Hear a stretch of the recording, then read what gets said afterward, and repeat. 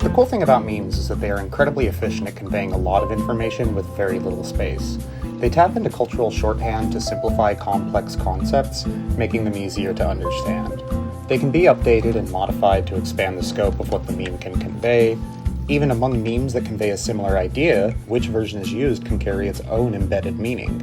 They're optimized for creation, consumption, and distribution.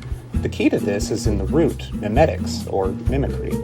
The danger of this is that which is the original and which is the mimic is deeply unclear, which contributes to memes to be a vehicle for peddling dangerous and harmful ideologies, gross oversimplifications, and normalizing violence. This video is about Charlie Kirk.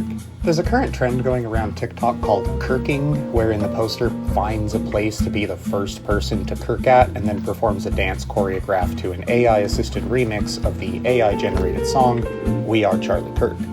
A common sentiment in the comments section for these videos will say something like, "This is the only ethical use of AI." To them, this is an indictment of Charlie Kirk, a humiliation tactic designed to tarnish his legacy. But what actually is Charlie Kirk's legacy?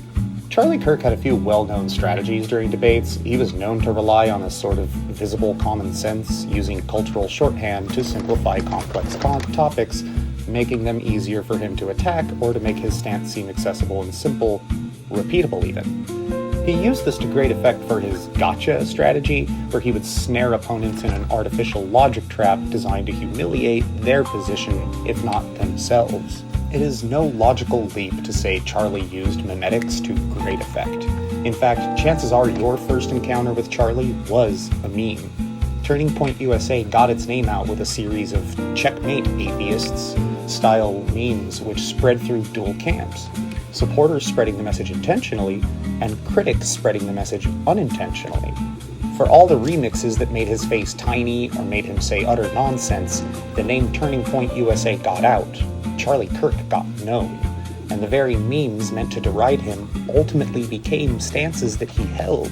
And Charlie chose memes to start with for a very good reason. As noted before, they are exceptional at conveying information incredibly quickly, and they spread like wildfire, making it almost impossible to undermine them.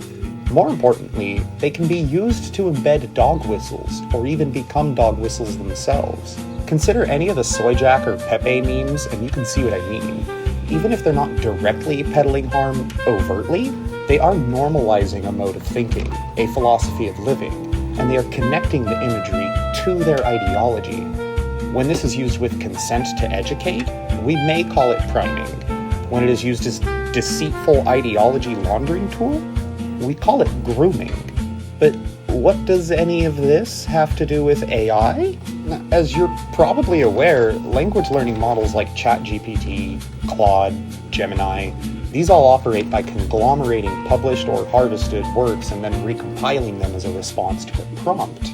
You may be sensing the inherent mimetics already, because really these things we call AI are little more than mimetics produced algorithmically. The AI cannot think. It can only mimic thinking. As you might expect, harmful ideology goes in, and harmful ideology goes out. But ultimately, that's not the biggest problem here, because in this case, it's not so much the content that is the problem. No, the medium is the message. The thing being laundered is not Charlie Kirk, but a normalization and justification for the use of AI.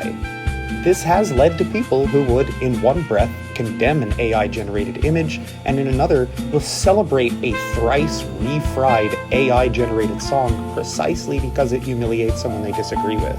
So when we find ourselves in this position where we choose to move the standard of our ethics, we choose to oversimplify a complex issue, and we choose to excuse harm so we can indulge in schadenfreude, we choose to blur the line defining who or what is the mimic.